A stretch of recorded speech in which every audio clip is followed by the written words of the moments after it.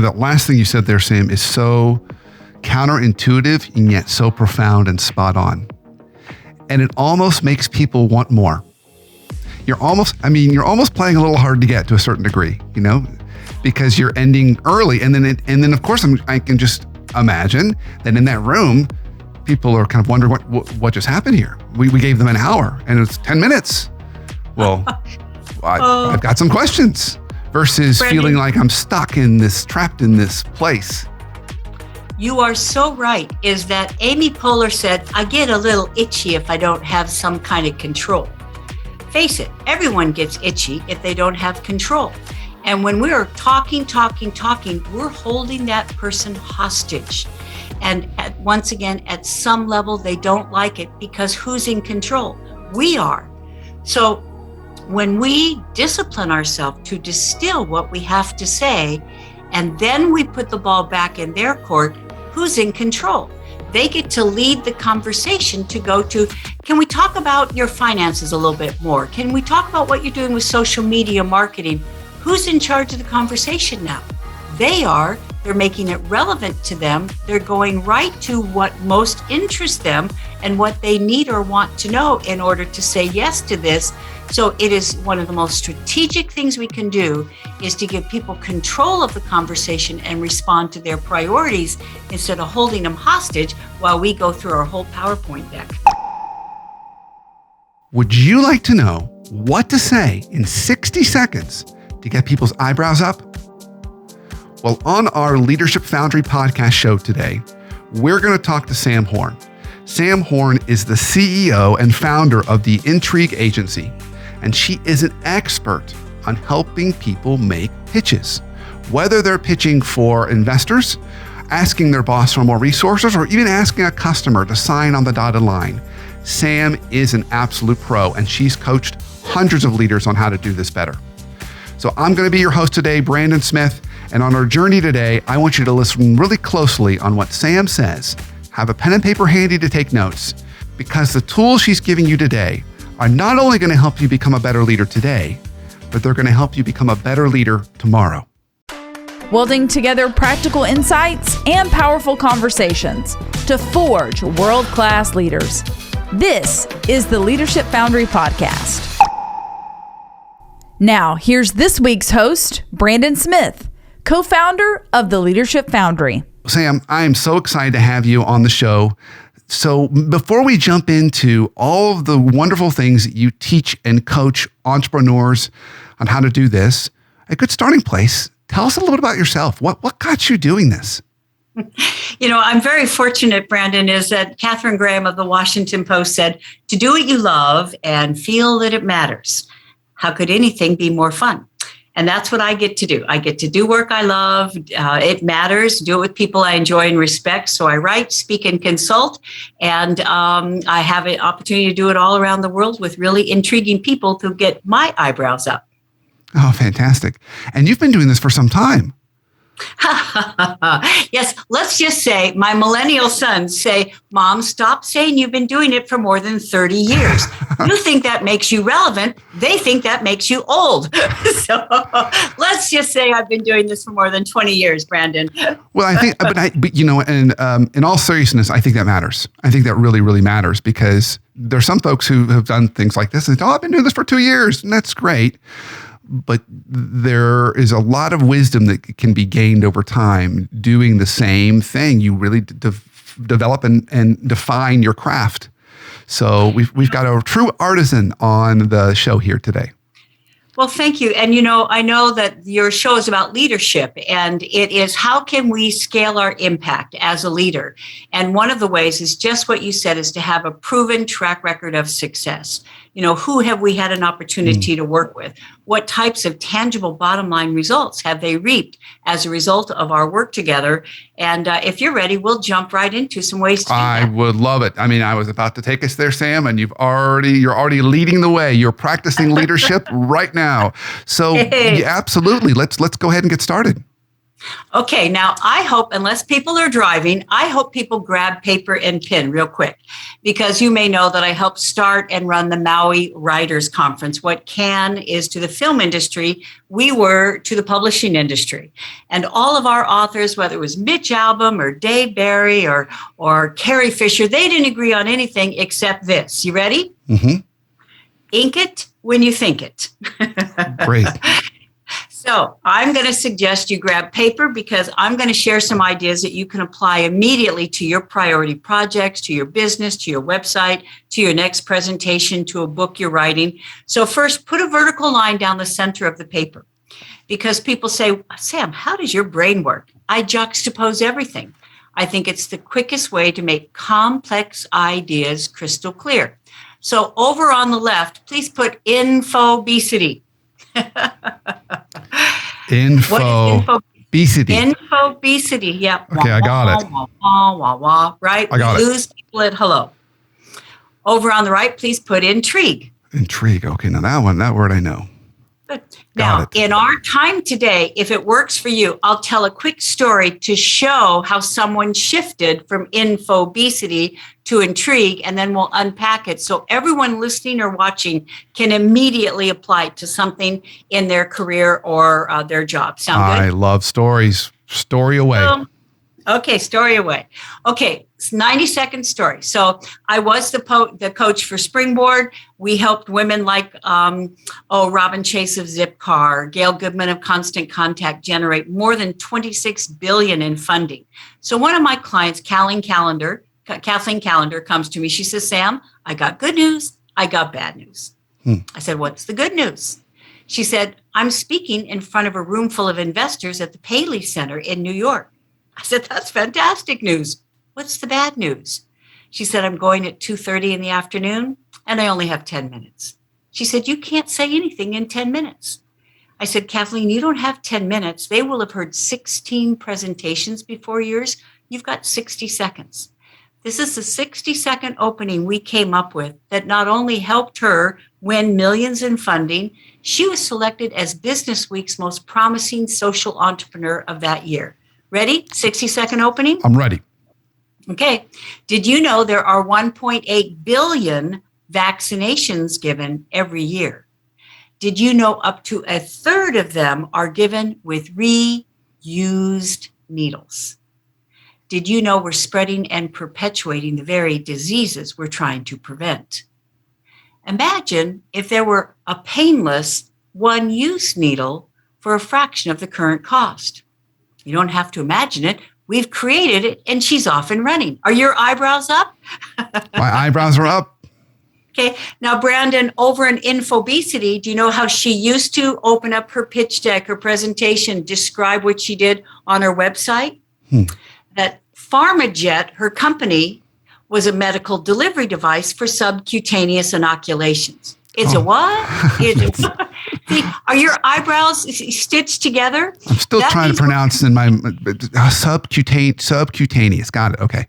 See, and it's like if we're confused, people don't say yes. So if we're boring or confusing, we lose people at hello.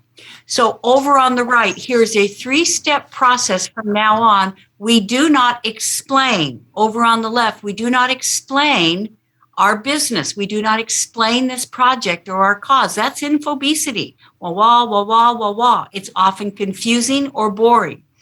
Over on the right, we put ask.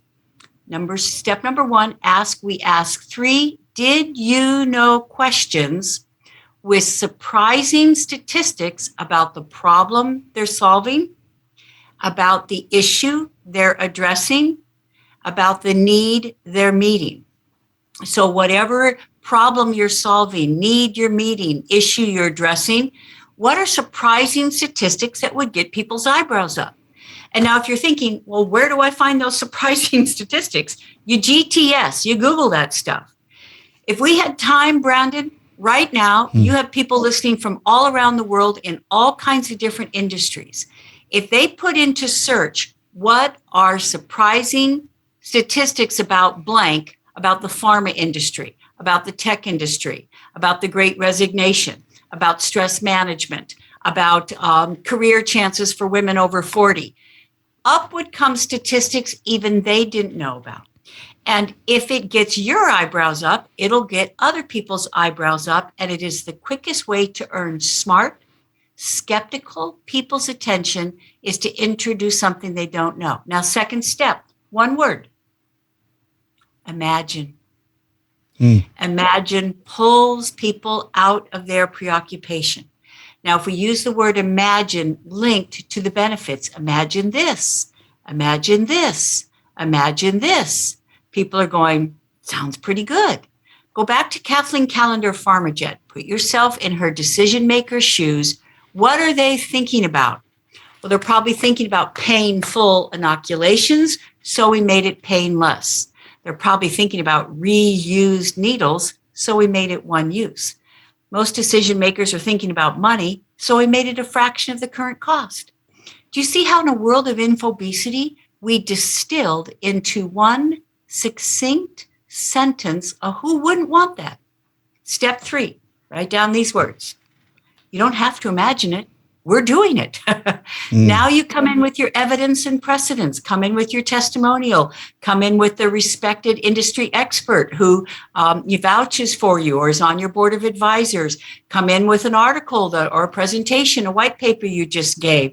And you see how in 60 seconds, you just turn a monologue into a dialogue because you asked instead of told, you introduced something that they didn't know, you gave proof of concept that proved that this isn't pie in the sky or speculative, it's a done deal, and your team are ready to run with it. 60 seconds. Wow. So simple and yet so on point. It's so powerful. So powerful. And Jack Welch said, if you don't have a competitive edge, don't compete. I think if we don't have a competitive edge, we can't compete. And if you're competing for a contract, if you're competing for a sponsorship or a partner, there are other people too. Guess what? 60 seconds in, they're still explaining their business and people's eyebrows are still like this. You hit the ground running. You asked instead of told and used this method. And you know that investors bet on the jockey, and most decision makers are constantly thinking, will you be worth my time? Will you be a waste of my time? Am I intrigued and I want to know more? If so, that means we got what we cared about in their mental door. So as you were talking, it made me think about expanding the word investors.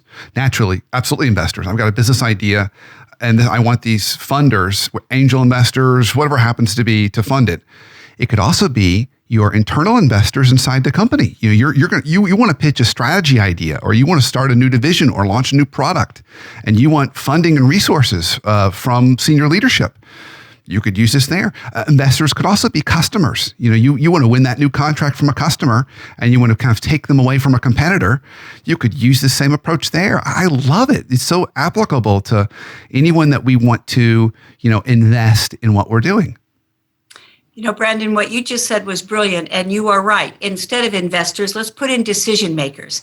And it could be someone in the C-suite. It could be a potential someone who gets to approve this project or fund, something that you want to launch. So any decision maker. And once again, if we want a competitive edge, we will honor what Richard Branson said. He said, time is the new money. I think time is the new trust. And when we hit the ground running and we deliver so much interactive value in 60 seconds, we have just earned their attention, their respect, and their trust. Yeah. So gosh, Sam, I want to talk some more about some best practices, but I almost want to ask you, when we mess this up, what are all the ways we mess this up? Because it seems like people just don't do what you've recommended here. This is so brilliant and beautifully elegant, and yet we're a messy bunch, us people. So what are some of the ways that we overcomplicate this? Well, what a great question. And here's the thing. Most of us have been taught to tell people what we're going to tell them, and then tell them what we told them. The old training adage. Yep. Right? That's a prescription for being a bore, snore, or chore. And so once we're flipping infobesity on its head. So you want another technique about how we can do it right, because with you, the people who listen to your show, this is a challenging time. Many businesses are having to pivot. They're gone virtual instead of have brick and mortar stores, or, people are resigning. And so one of our goals is, how can we, once again, in a very challenging situation, how can we earn people's attention and trust and respect? So you want another way? Oh, absolutely. I'm all ears. Okay, let's put no over on the left. Okay. Just think of a request you're going to make, a recommendation you're going to make, and you anticipate you're going to get a no. They're going to say, well, we tried that before and it didn't work. They're going to say, well, we don't have money in our budget for that. They're going to say it's going to take too long. So what is a situation coming up soon where you're going to be asking, requesting, suggesting something, and you anticipate resistance and resentment? So let me tell a story about how to turn a no into a yes. So one of my clients was actually going to be proposing something to the CTO of the London Olympics. And I said, Mike, how much time do you have? And he said, I have an hour. I said, Mike, you don't have an hour. I said, put yourself in the shoes of that decision maker. What is he thinking? He said, well, he's probably thinking we're 212 days out from the games. We don't have time for this. I said, step one, say it. Voice their objections. Because if we don't voice their objections, step one, they're not listening to us. They're waiting for us to stop talking so they can tell us why they can't afford this, or they tried this before, or they don't have enough time.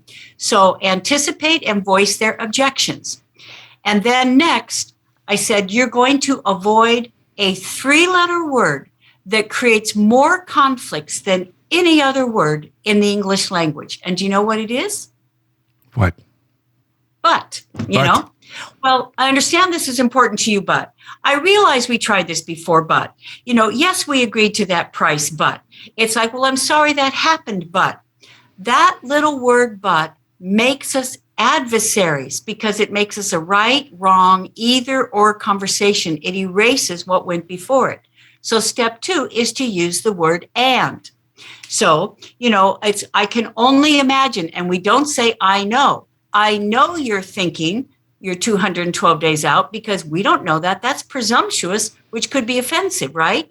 Right. We say, I can only imagine you might be thinking we're 212 days out from the games, right. And you don't have time for this. And step 3, take less time than they anticipated. And that's why I've distilled my pitch into 10 minutes. At the end of 10 minutes, if you have questions, if you would like to continue the conversation, I welcome it. If you have higher priorities, you will have our information. You're welcome to get back in your convenience. I tell you, Brandon, for everyone listening, we go back to a competitive edge. If you get known as the person who always takes less time than anticipated, they will always take your meeting, they will always take your call, and they will be predisposed to respect you, because for most people, they're busy. And when people take up their time, they're in a state of resentment. Don't you know how much I've got to do? They're not going to say yes, because they're resenting the person who's so presumptuous as to take up their time. That last thing you said there, Sam, is so counterintuitive and yet so profound and spot on. And it almost makes people want more. You're almost playing a little hard to get to a certain degree, because you're ending early. And then of course, I can just imagine that in that room, people are kind of wondering what just happened here. We gave them an hour and it's 10 minutes. Well, I've got some questions. Versus Brandon, feeling like I'm trapped in this place. You are so right, is that Amy Poehler said, I get a little itchy if I don't have some kind of control. Face it, everyone gets itchy if they don't have control. And when we are talking, we're holding that person hostage. And once again, at some level, they don't like it, because who's in control? We are. So when we discipline ourselves to distill what we have to say, and then we put the ball back in their court, who's in control? They get to lead the conversation to go to, can we talk about your finances a little bit more? Can we talk about what you're doing with social media marketing? Who's in charge of the conversation now? They are. They're making it relevant to them. They're going right to what most interests them and what they need or want to know in order to say yes to this. So it is one of the most strategic things we can do is to give people control of the conversation and respond to their priorities instead of holding them hostage while we go through our whole PowerPoint deck. Yeah. And I often find this is true for me and a lot of folks I've seen and talked to in my career. They tend to be a lot better and more comfortable responding to questions than doing a presentation. So in many ways, it also helps you as the presenter or speaker, because now you're just naturally responding to questions as it's a conversation versus feeling like you've got that performance anxiety, which we all have felt before, and it's not fun for any of us. Plus, we're giving them a test run of what it would be like to work with us. Can we think on our feet? Can we, deal with a question? And do we have the skills to pay the bills? Can we respond in the moment so they can trust that they're getting a preview of this relationship of what it would be like to work together instead of, once again, someone standing in front of the room and monologuing while other people cross their arms, check their watch, and wish they were anywhere but there. So, Sam, I'm curious, in your career, have you seen, I've naturally met people, we probably all have, that some folks, of course, don't like the spotlight. It's not fun. It's uncomfortable. But there are some folks that you get a spotlight on them and they won't leave that spotlight. They love to have that light shining on them. They get excited and you can almost see their energy go up. It's almost like it's like energy vampires. Their energy goes up and the energy in the room goes down. And so this sounds like this would be challenging for that group because you're telling them, get out of the spotlight. Don't soak it all up. That is such an astute observation. And the flip side of that coin is that some people are not comfortable in the spotlight because they think it's arrogant. And I will always remember I was speaking for a group of women leaders. And I had we had had small groups. And here was this young woman who had been a professional golfer and had put together an event on the rooftop of a Washington, D.C. hotel. She had people from the PGA Association executives there. It was really impressive. And I asked if she would share it with the group. And she said, oh, no, I couldn't. And I said, well, why not? She said, oh, well, I've only been in business for 3 months. I just don't feel I have, the expertise to speak to the group. And I asked myself, am I going to go there? And I thought, yes. I said, you're an athlete, right? And I said, do you play sports growing up? And she said, oh, yeah, I played basketball in high school. I played golf all my life. And I said, then when the game is on the line, there are two kinds of people. There are the kinds of people who step up and say, give me the ball. I said, there are kinds of people who step back and say, don't give me the ball. I said, you're a give me the ball kind of person, aren't you? And she said, yes. And I said, then get up there and share a true, real life experience that may inspire other people in the room that they can exceed their own expectations as well. So all leaders, I believe, we need to hold ourselves accountable in integrity as long as we're adding value for being step up kind of people. Give me the ball, because that's when we scale our impact. That's when we make a difference for even more people.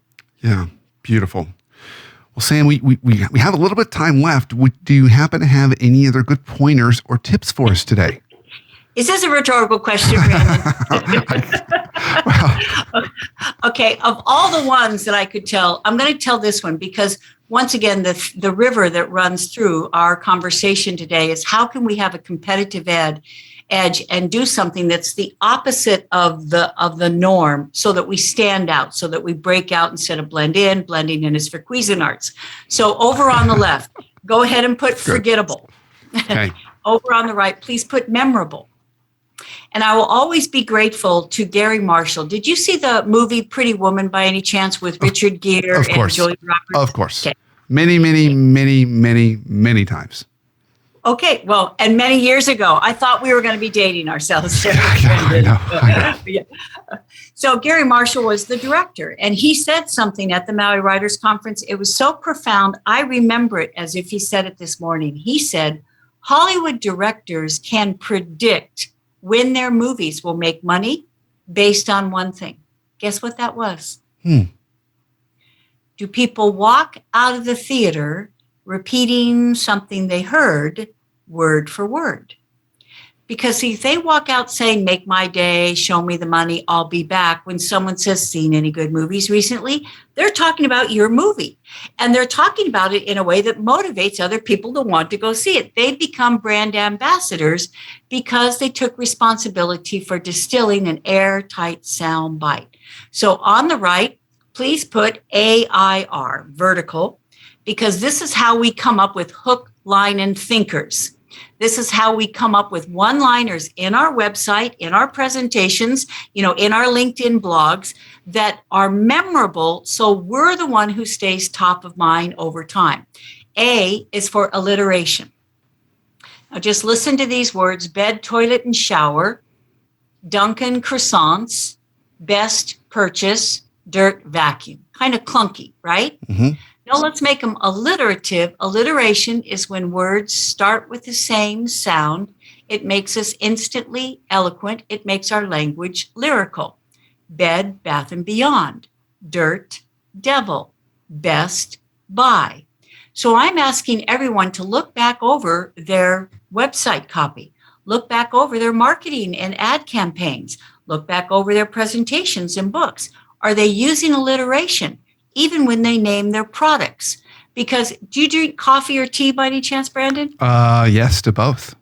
Okay. Then you've probably put those cardboard insulating sleeves on a cup of coffee, right? Of course. Okay. Well, it's hard to build a business around an unpronounceable name.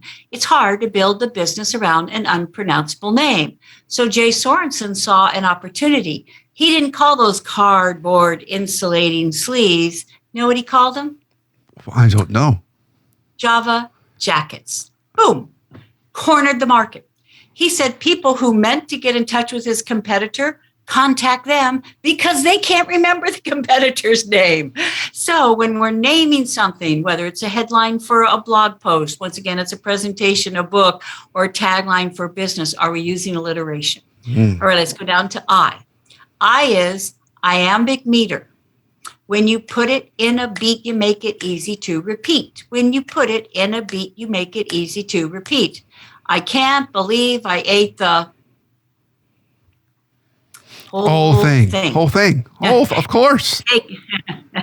Takes a licking and keeps on Ticking. What happens in Vegas stays in Vegas. If you see something, say something. Do you know that Vegas says, the Chamber of Commerce for Las Vegas says that tagline has generated more than $1 billion worth of business for them because it uses iambic meter, ta-da, ta-da, ta-da, uses rhythm. And R is for rhyme. Rhyme is sublime because it's remembered over time. And now this is not word play, it's word profits. I'll give you a quick example. Years ago, the U.S. government was concerned about injuries and fatalities in accidents. So they mounted a multi-million-dollar service campaign and they named it Buckle Up for Safety. Nothing happened because, as Duke Ellington said, it don't mean a thing if it ain't got that swing. So they went back to the drawing board and this time they came up with click it or ticket. Oh, God. Yeah, I know that one. And Brandon, compliance went up, fatalities and injuries went down. This is not petty. It is pivotal. They saved lives because they crafted the language so it resonated, so it was memorable, so it was actionable. So If we want to be a leader in a very crowded marketplace or a very crowded industry, look at our website. Look at the way we communicate. Are we creating hook, line, and thinkers that get people's eyebrows up, that intrigue them, that motivate them to want to know more, that make it memorable, that make it actionable? If so, we're giving ourselves a competitive edge. Sam, fantastic. This is fantastic. So I ask all my guests on the Leadership Foundry podcast this kind of closing question. What is one practical tip, practical next step that leaders can start doing today that's going to help them become even better leaders tomorrow?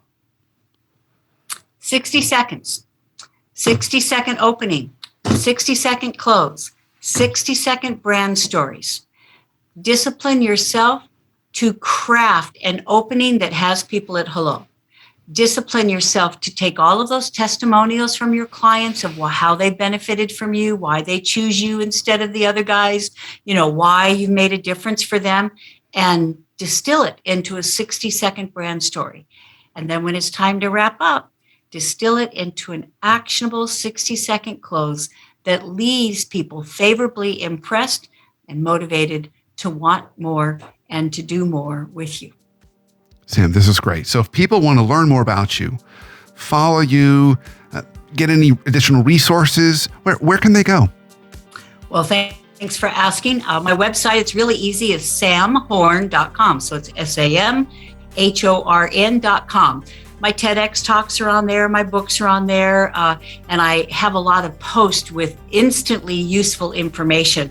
And please follow me on LinkedIn too, because I try and share a newsletter every week that has a real life example. And then we hook and hinge it back to you in the business world so that you can apply that insight to your circumstances to get some bottom line results. Yeah, Sam, I think what you're doing is so needed today. We live in such a noisy world, particularly in the workplace. And what you're really giving us is tools to cut through that. Tools to cut through that noise and get our message heard, and ultimately so we can add value, because we're all trying to do that. But sometimes we get in our own way. So thank you for the good work you are doing in the world. Thank you. I've thoroughly enjoyed it. Hope people have found this intriguing and useful. I told you would enjoy the show with Sam today. I took so many notes, and she gave us some real practical things. And you know us here at the Leadership Foundry, we're all about practical. And she gave us some tips on ways to make our pitches heard, ways to make those asks for decision makers and investors so we can get the resources that we need. So I'm not going to hit all the notes, but a couple highlights. One, she reminded us that time is the new trust. And there was many times throughout the conversation today where she said, really honor people's time, whether it's trying to make a pitch in 60 seconds, or she said, you get an hour, just use 10 minutes. Be really concise and precise, and then use that time well.